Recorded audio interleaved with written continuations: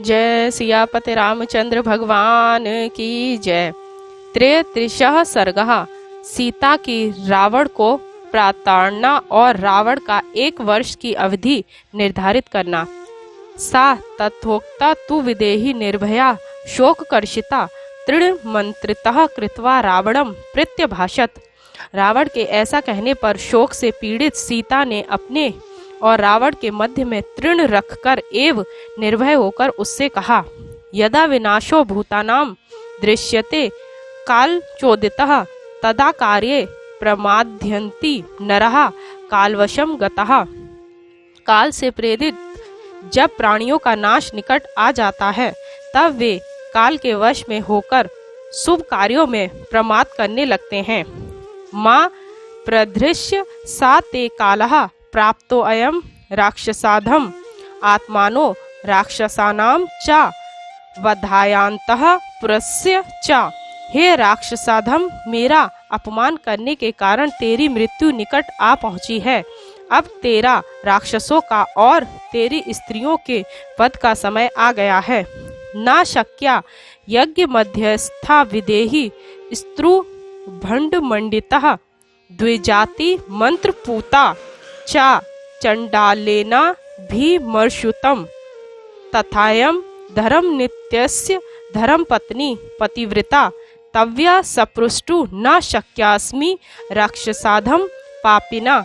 जिस प्रकार स्त्रुवा तथा अन्य यज्ञ पात्रों से भूषित और ब्राह्मणों के वेद पाठ से पवित्र यज्ञ वेदी को चांडाल स्पर्श नहीं कर सकता, उसी प्रकार हे राक्षसाधम रावण, तू धर्मशील राम की धर्म पत्नी मेरा स्पर्श नहीं कर सकता। क्रीडंती राजहंसेन षंडेषु नित्यशः हसी सा तृण संडस्तम कथम पश्येत मदगुकम। जो राजहंसी कमल कानन में सदा राजहंसों के साथ क्रीड़ा करती है, वह तृणों के मध्य में बैठे हुए जलकाक से कैसे प्राप्त कर सकती है। इदम शरीरः निसज्ञम बंधः वा खाद्यस्वः वा नेदम शरीरम रक्ष्यम में जीवितम वापि राक्षस। हे राक्षस, मेरे इस निश्चेष्ट शरीर को बांधो या खा डालो, मैं इस शरीर तथा जीवन की रक्षा नहीं करना चाहती। सीताया वचनम श्रुत्वा परुषम रोमहर्षणम प्रत्युवाच। ततः सीतान भय सदर्शनम वचहा। सीता के रोमांचकारी एवं कठोर वचनों को सुनकर रावण ने सीता को आतंकित करने वाले ये वचन कहे। शृणु मैथिली मद्वाक्यम मासान द्वादशा भामिनी काले नानेन नायभेषी यदि माँ चारु हसनी ततस्त्वाम प्रात शरार्थ सुदश्चेत्यस्यन्ति लिलेशः। हे चारु हासिनी सीते, सुन, यदि 12 मास के भीतर तू मुझे स्वीकार नहीं करेगी तो मेरे रसोइये मेरे प्रातःकालीन भोजन के लिए तेरे शरीर के टुकड़े टुकड़े कर डालेंगे। उक्त्वा पुरुषम वाक्यम रावणः शत्रु रावणः राक्षसीश्च ततः क्रुधो इदम वचनम ब्रवीत। सीता से ऐसे कठोर वचन कहकर शत्रुओं को रुलाने वाला रावण पास ही उपस्थित राक्षसियों से क्रोधपूर्वक यह वचन बोला। शीघ्रमेव ही राक्षस्यो विकृता घोर दर्शनः दर्पमस्यः विनेश्यध्वम मांस शोणित भोजनः।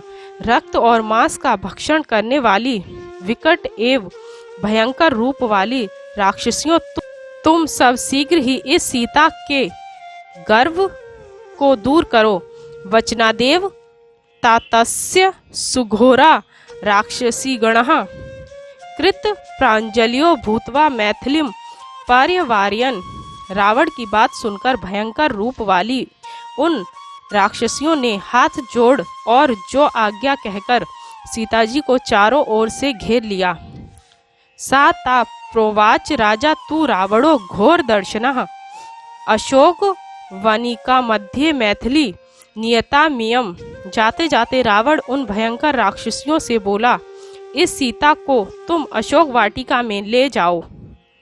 तत्रेणाम तर्ज घनोरे पुनः सांत्वेश्य मैथिलीम अनिध्वम वशः सर्वा वन्यायम गज वधूमिव।